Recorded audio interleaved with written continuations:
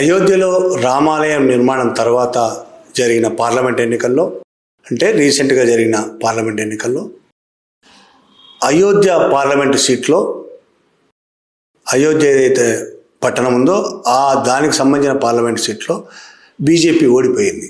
అంటే అయోధ్యలో రామాలయం కట్టినప్పటికీ అక్కడ బీజేపీ ఓడిపోయింది. అక్కడ సమాజ్వాదీ పార్టీ అభ్యర్థి అవధేష్ ప్రసాద్ గెలిచాడు. రామాలయం కట్టడం వల్ల బీజేపీకి జరిగిన ప్రయోజనాలు, దేశవ్యాప్తంగా చాలా ప్రయోజనాలు వచ్చాయి. అనేక మంది హిందువులు ఓట్లేశారు. కానీ అదే అయోధ్యలో మాత్రం ఎదురు తిరిగింది. అది బీజేపీ చిత్తుగా ఓడిపోయింది. అవధేష్ ప్రసాద్ ఎస్పీ అభ్యర్థిగా గెలిచాడు. అయితే అయోధ్యలో ఈ అవధేష్ ప్రసాద్కి ముఖ్య కార్యకర్త, నాయకుడు, ఎస్పీ నాయకుడు, సమాజ్వాదీ పార్టీ నాయకుడు మొయిద్ ఖాన్ అనే అతను మంచి సపోర్ట్ చేశాడు. మొయిద్ ఖాన్ వల్ల ముస్లింల ఓట్లు చాలా పడ్డాయి, కొంతమంది హిందువుల ఓట్లు కూడా పడ్డాయి. మొయిద్ ఖాన్ ప్రచారం వల్ల అక్కడ అయోధ్యలో మంచి నాయకుడు అతను. ఆ మొయిద్ ఖాన్ మీద బీజేపీ ప్రభుత్వానికి చాలా కోపం ఉంది. ఎస్పీ మీద ఉంది ఎలాగూ, కానీ ముస్లిం కూడా కాబట్టి మొయిద్ ఖాన్ మీద యోగి ప్రభుత్వానికి ఒక కన్ను ఉంది ఎప్పుడు.